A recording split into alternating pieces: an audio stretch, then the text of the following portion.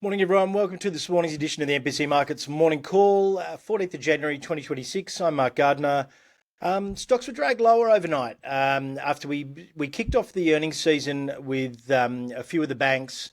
The world's biggest bank, JP Morgan, had some, beat on top and on the top line anyway, but disappointed investors. And as you can see there, down about 4.19%. Overall, their fourth quarter earnings revenue topped, but weaker than expected, and its investment banking division, which may affect Macquarie today. And then there was also talk around their Apple credit card program weighed on their profit as well. They had a fall in profit of 7%, and which was it was largely factored in, but it was a previously disclosed credit reserve linked to that Apple credit card program acquisition from Goldman Sachs. But obviously that set a little bit of a negative tone for the broader market, particularly the finance sector. You can kind of see here, MasterCard and Visa are down on the back of Trump pushing on this 10% cap on credit card rates, saying that the major card providers are ripping off the public. It's who would have thought that a very popular policy like this would come out just before the midterm elections. But he's really hammering on this. And it's sort of starting to affect that financial sector. We still did have some reasonable returns or reasonable gains in the chip sector.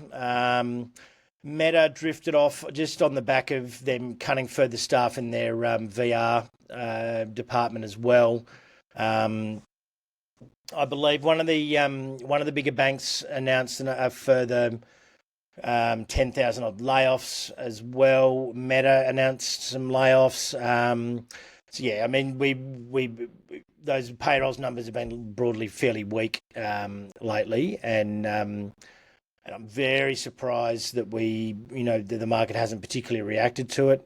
But it is that period where people are still coming back from holiday breaks, etc., and we may not see the broader move start to gain volume and momentum until later on in the month. There wasn't a huge amount of other announcements. As you can see, JP Morgan here. Their consumer banking actually did okay. Their commercial banking was up 10% year on year, 19.4 billion.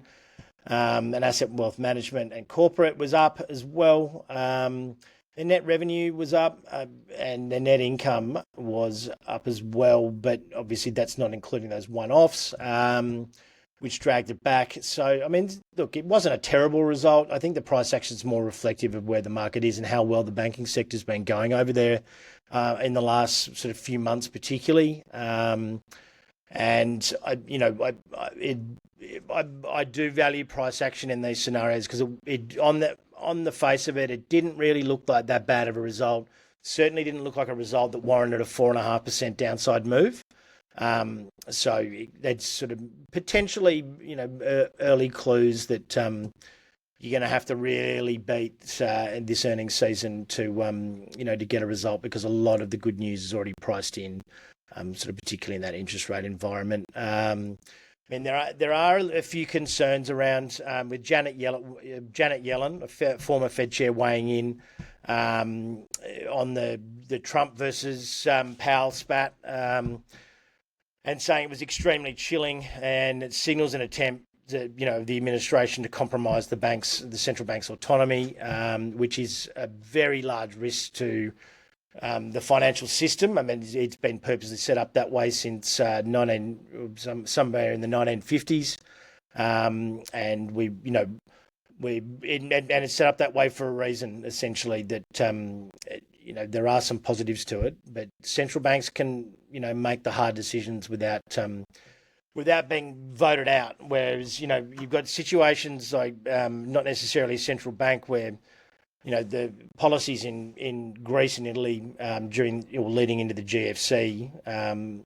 with governments flipping back and forth almost on an annual basis, and elections being way too regular, where populist policies sunk the economy and nearly dragged us all into the financial abyss. So it's history's littered with examples of why politicians should really not be, given full control of all your levers within the economy. But it was a great day for the ASX yesterday, very much led by the materials sector.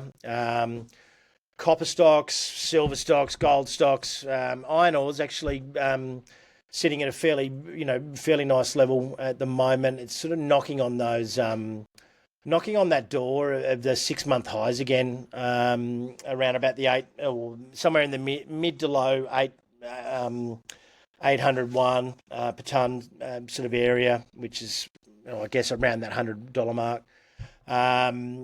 Any break to the upside there in iron ore I think is really going to set our material sector on fire. But I dare say, overall, we will likely, given these commodities all had a bit of a breather overnight. Copper was flat, platinum was down, 0.95. Silver was only slightly up. Gold took a breather.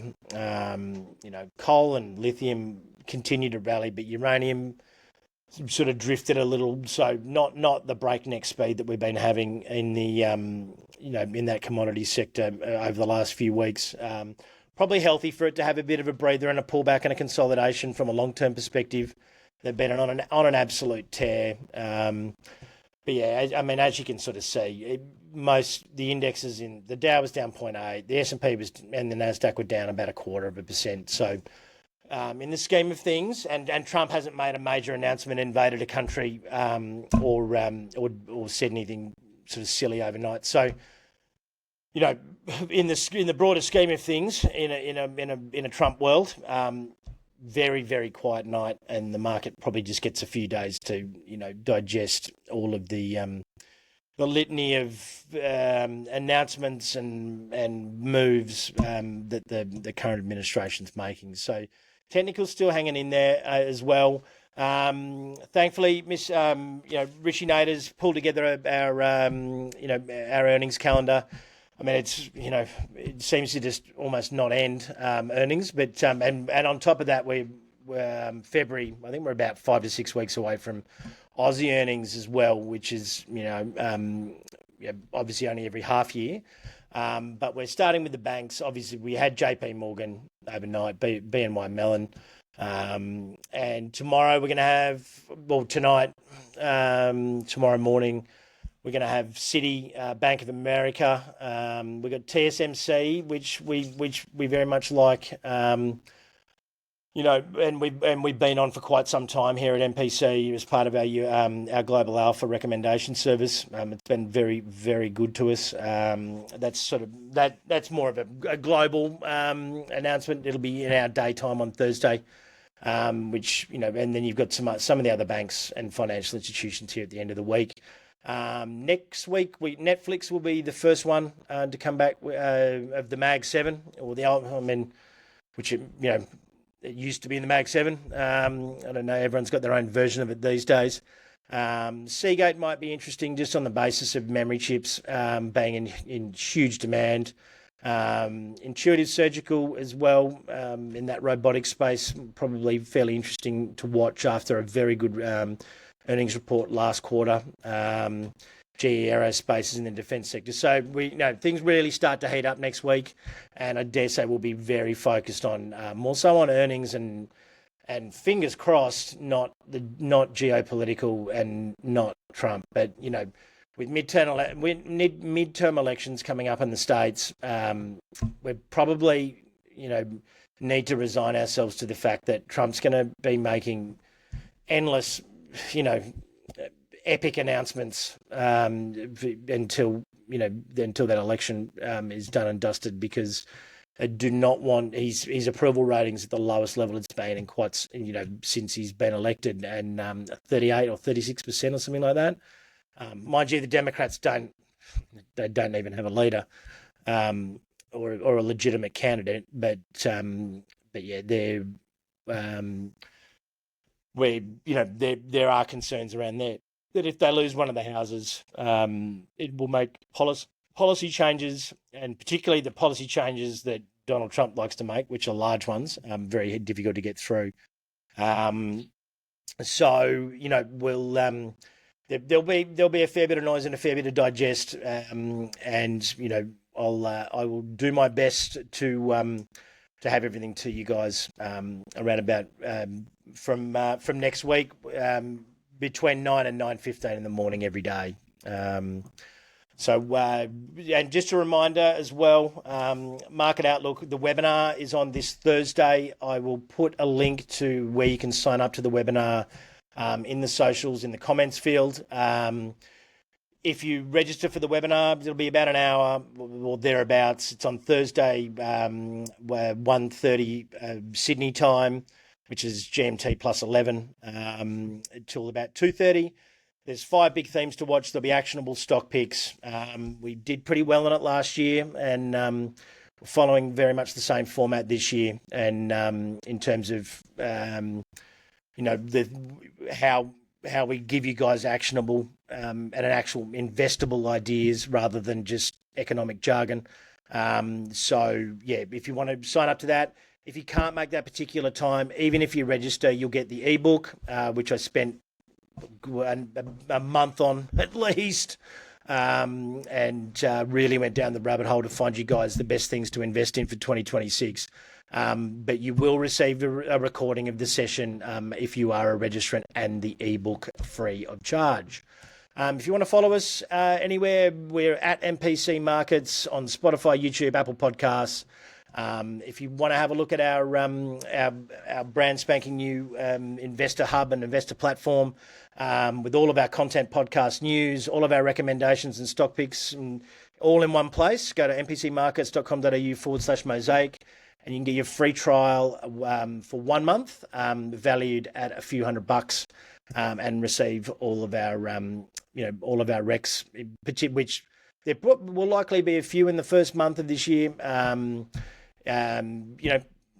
To your desktop or to your phone. Thanks for listening, guys. We'll chat again tomorrow morning.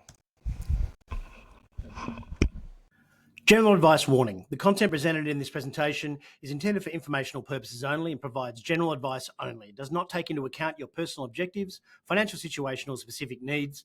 This information should not be the sole resource when making investment decisions. We strongly recommend you seek the advice of a financial professional.